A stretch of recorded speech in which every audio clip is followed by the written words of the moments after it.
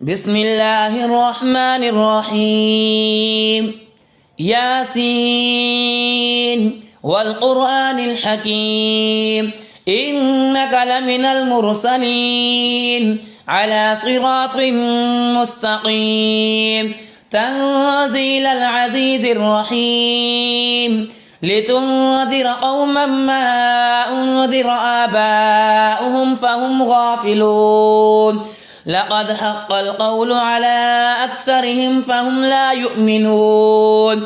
إنا جعلنا في أعناقهم أغلالا فهي إلى الأذقان فهم مقمحون وجعلنا من بين أيديهم سدا ومن خلفهم سدا فأغشيناهم فهم لا يبصرون وسواء عليهم أأنذرتهم أم لم تنذرهم لا يؤمنون إنما تنذر من اتبع الذكر وخشي الرحمن بالغيب فبشره بمغفرة وأجر كريم إنا نحن نحيي الموتى ونكتب ما قدموا وآثارهم وكل شيء أحصيناه في إمام مبين واضرب لهم مثلا أصحاب القرية إذ جاءها المرسلون إذ أرسلنا إليهم اثنين فكذبوهما فعززنا بثالث فقالوا إنا إليكم مرسلون قالوا ما أنتم إلا بشر مثلنا وما أنزل الرحمن من شيء إن أنتم إلا تكذبون قالوا ربنا يعلم إنا إليكم لمرسلون وما علينا إلا البلاغ المبين قالوا إنا تطيرنا بكم لئن لم تنتهوا لنرجمنكم وليمسنكم منا عذاب أليم قالوا طائركم معكم أئن ذكرتم بل أنتم قوم مسرفون وجاء من أقصى المدينة رجل يسعى قال يا قوم اتبعوا المرسلين اتبعوا من لا يسألكم أجرا وهم مهتدون وما لي لا أعبد الذي فطرني وإليه ترجعون أأتخذ من دونه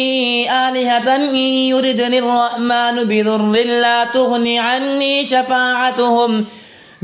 لا تغني عني شفاعتهم شيئا ولا ينقذون إني إذا لفي ضلال مبين إني آمنت بربكم فاسمعون قيل ادخل الجنة قال يا ليت قومي يعلمون بما غفر لي ربي وجعلني من المكرمين وما أنزلنا على قومه من بعده من جند من السماء وما كنا منزلين إن كانت إلا صيحة واحدة فإذا هم خامدون يا حسرة على العباد ما يأتيهم من رسول إلا كانوا به يستهزئون ألم يروا كم أهلكنا قبلهم من القرون أنهم إليهم لا يرجعون وإن كل لما جميع لدينا محضرون وآية لهم الأرض الميتة أحييناها وأخرجنا منها حبا فمنه يأكلون وجعلنا فيها جنات من نخيل وأعناب وفجرنا فيها من العيون ليأكلوا من ثمره وما عملته أيديهم أفلا يشكرون سبحان الذي خلق الأزواج كلها مما تنبت الأرض ومن أنفسهم ومما لا يعلمون وآية لهم الليل نسلخ منه النهار فإذا هم مظلمون والشمس تجري لمستقر لها ذلك تقدير العزيز العليم والقمر قدرناه منازل حتى عاد كالعرجون القديم لا الشمس ينبغي لها أن تدرك القمر ولا الليل سابق النهار وكل في فلك يسبحون وآية لهم أنا حملنا ذريتهم في الفلك المشحون وخلقنا لهم من مثله ما يركبون وإن نشأ نغرقهم فلا صريخ لهم ولا هم ينقذون إلا رحمة منا ومتاعا إلى حين وإذا قيل لهم اتقوا ما بين أيديكم وما خلفكم لعلكم ترحمون وما تأتيهم من آية من آيات ربهم إلا كانوا عنها معرضين وإذا قيل لهم أنفقوا مما رزقكم الله قال الذين كفروا للذين آمنوا أنطعم من لو يشاء الله أطعمه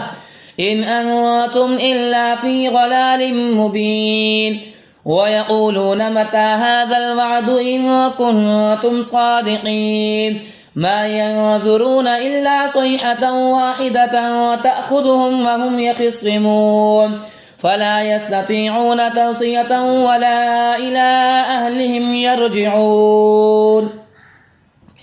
ونفخ في الصور فإذا هم من الأجداث إلى ربهم ينصلون قالوا يا ويلنا من بعثنا من مرقدنا هذا ما وعد الرحمن وصدق المرسلون إن كانت إلا صيحة واحدة فإذا هم جميع لدينا محضرون فاليوم لا تظلم نفس شيئا ولا تجزون إلا ما كنتم تعملون إن أصحاب الجنة اليوم في شغل فاكهون هم وأزواجهم في ظلال على الأرائك متكئون لهم فيها فاكهة ولهم ما يدعون سلام قولا من رب رحيم وامتازوا اليوم أيها المجرمون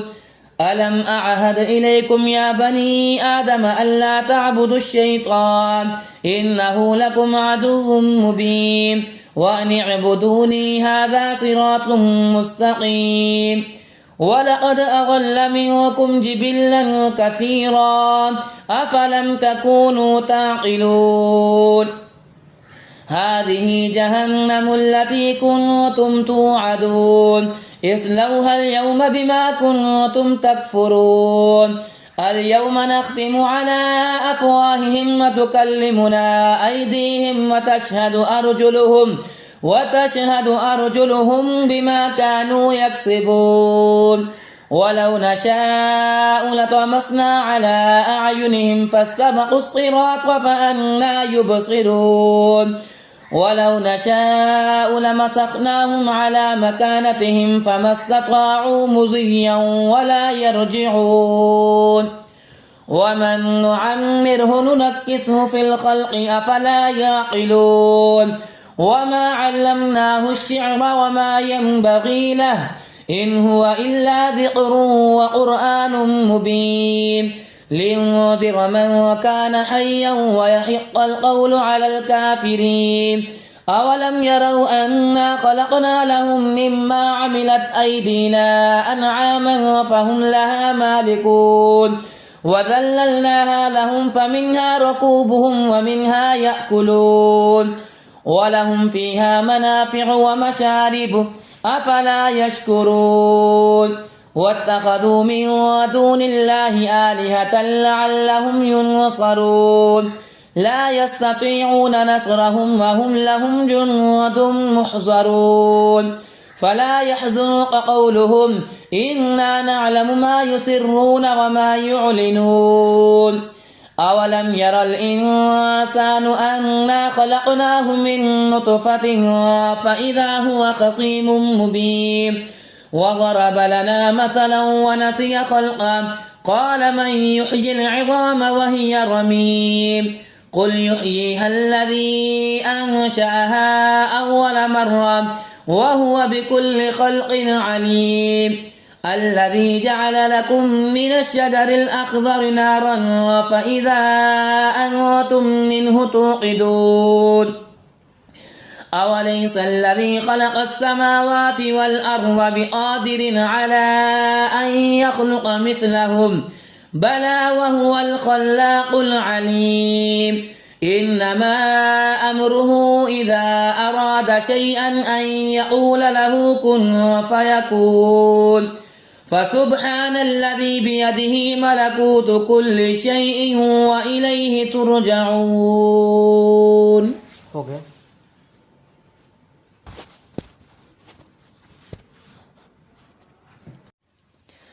بسم الله الرحمن الرحيم. الرحمن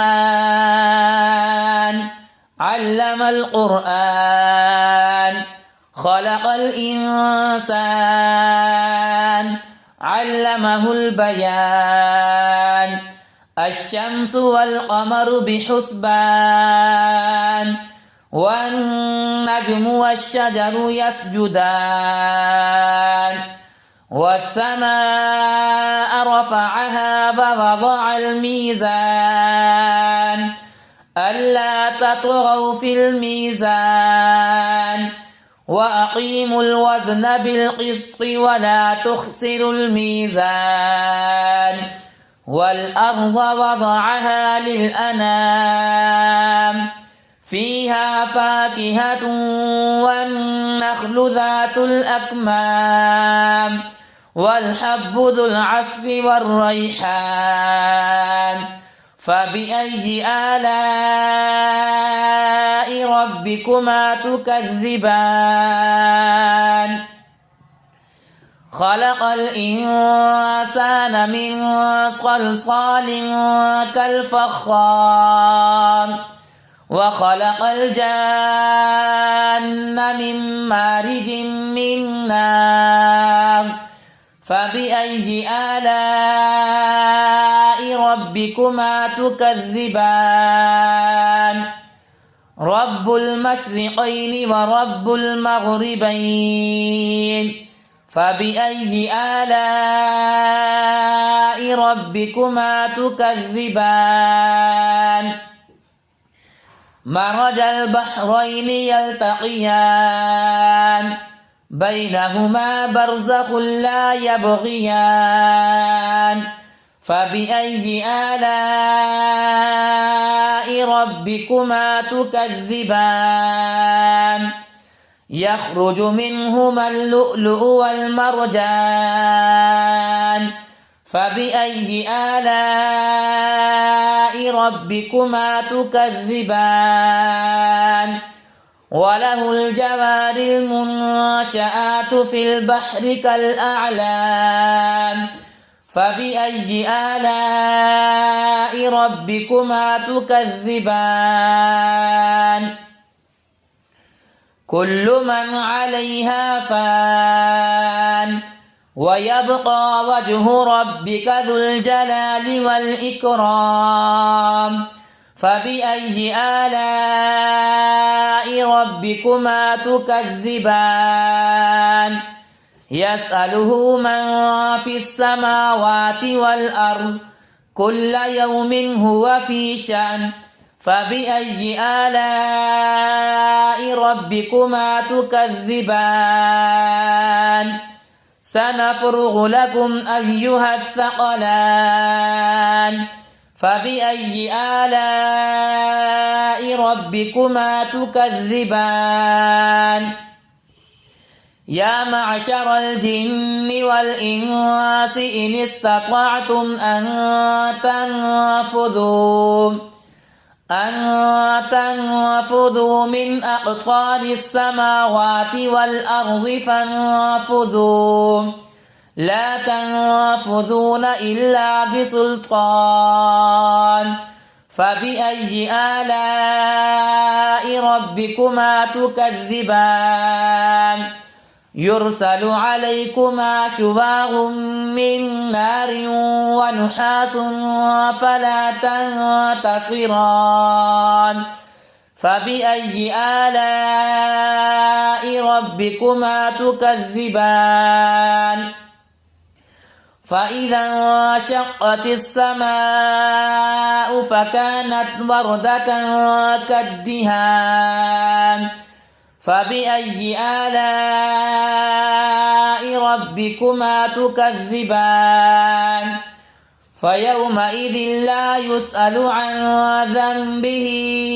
إنس ولا جان فبأي آلاء ربكما تكذبان يعرف المجرمون بسيماهم فيؤخذ بالنواصي والأقدام فبأي آلاء ربكما تكذبان هذه جهنم التي يكذب بها المجرمون يطوفون بينها وبين حميم آن فبأي آلاء ربكما تكذبان ولمن خاف مقام ربه جنتان فبأي آلاء ربكما تكذبان ذواتا أفنان فبأي آلاء ربكما تكذبان فيهما عينان تجريان فبأي آلاء ربكما تكذبان فيهما من كل فاكهة زوجان فبأي آلاء ربكما تكذبان متكئين على فرش بطائنها من استبرق وجنى الجنتين دان فبأي آلاء ربكما تكذبان فيهن قاصرات الطرف لم يطمثهن إنس قبلهم ولا جان فبأي آلاء ربكما تكذبان كأنهن الياقوت والمرجان فبأي آلاء ربكما تكذبان هل جزاء الإحسان إلا الإحسان فبأي آلاء ربكما تكذبان ومن دونهما جنتان فبأي آلاء ربكما تكذبان مدهامتان فبأي آلاء ربكما تكذبان فيهما عينان نضاختان فبأي آلاء ربكما تكذبان فيهما فاكهة ونخل ورمان فبأي آلاء ربكما تكذبان فيهن خيرات حسان فبأي آلاء ربكما تكذبان حور مقصورات في الخيام فبأي آلاء ربكما تكذبان لم يطمثهن إنس قبلهم ولا جان فبأي آلاء ربكما تكذبان متكئين على رفرف خضر وعبقري حسان فبأي آلاء ربكما تكذبان تبارك اسم ربك ذي الجلال والإكرام.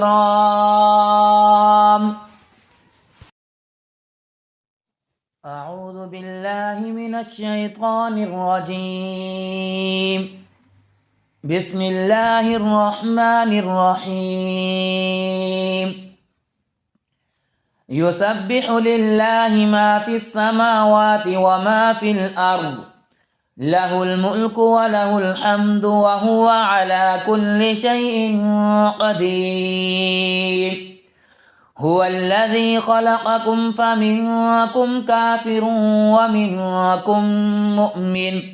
والله بما تعملون بصير. خلق السماوات والأرض بالحق وصوركم فأحسن صوركم وإليه المصير. يعلم ما في السماوات والأرض ويعلم ما تسرون وما تعلنون، والله عليم بذات الصدور. ألم يأتكم نبأ الذين كفروا من قبل فذاقوا وبال أمرهم ولهم عذاب أليم. ذلك بأنه كانت تأتيهم رسلهم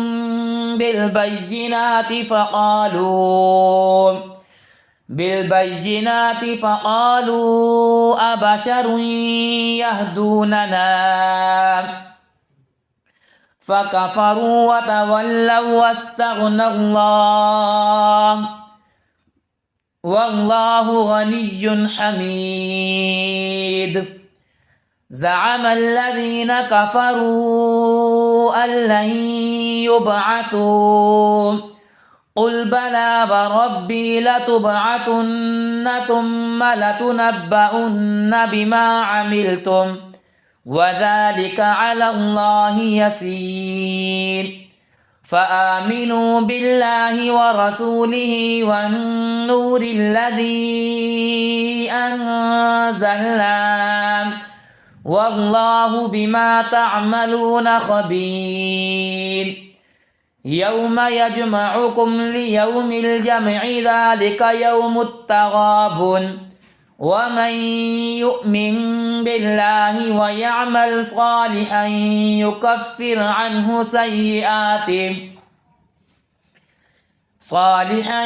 يكفر عنه سيئاته ويدخله جنات تجري من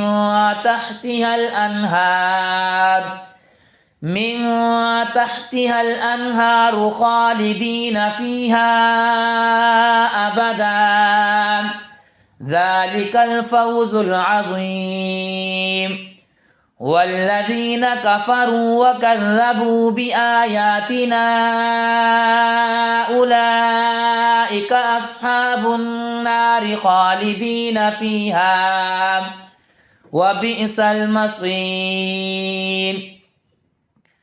ما أصاب من مصيبة إلا بإذن الله، ومن يؤمن بالله يهد قلبه، والله بكل شيء عليم. وأطيعوا الله وأطيعوا الرسول، فإن توليتم فإنما على رسولنا البلاغ المبين. الله لا إله إلا هو، وعلى الله فليتوكل المؤمنون. يا أيها الذين آمنوا إن من أزواجكم وأولادكم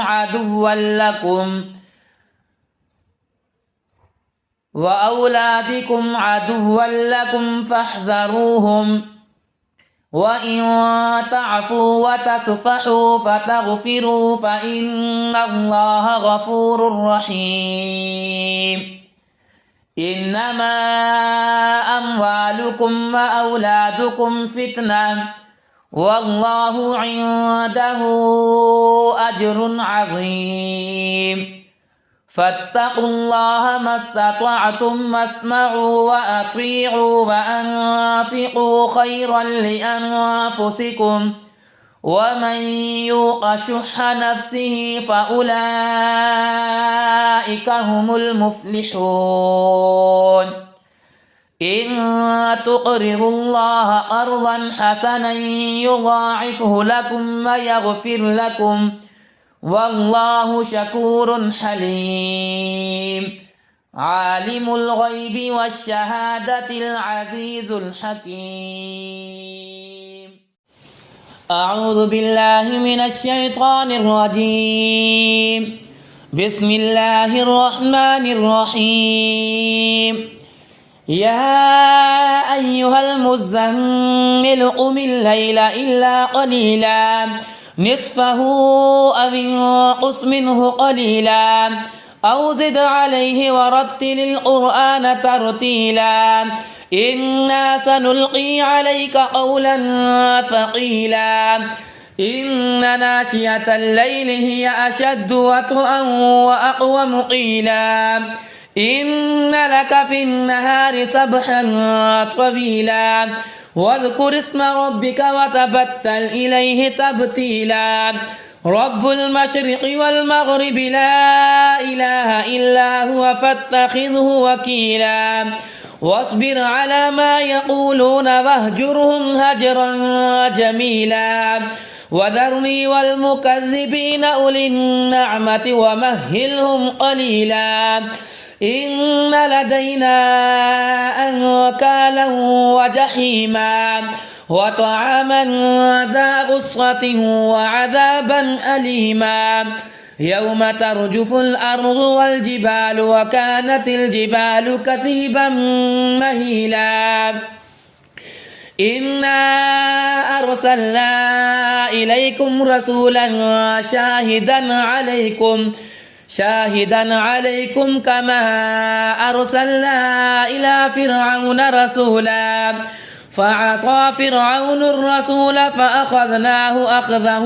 وبيلا فكيف تتقون إن كفرتم يوما يجعل البلدان شيبا السماء منفطر به كان وعده مفعولا إن هذه تذكرة فمن شاء اتخذ إلى ربه سبيلا إن ربك يعلم أنك تقوم أدنى من ثلثي الليل ونصفه وثلثه وطائفة من الذين معك والله يقدر الليل والنهار علم أن لن تحصوه فتاب عليكم فاقرؤوا ما تيسر من القرآن علم أن سيكون منكم مرضى وآخرون يضربون في الأرض يبتغون من فضل الله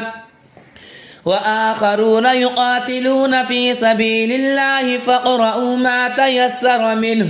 وأقيموا الصلاة وآتوا الزكاة وأقرضوا الله قرضا حسنا وما تقدموا لأنفسكم من خير تجدوه عند الله هو خيرا وأعظم أجرا واستغفروا الله إن الله غفور رحيم.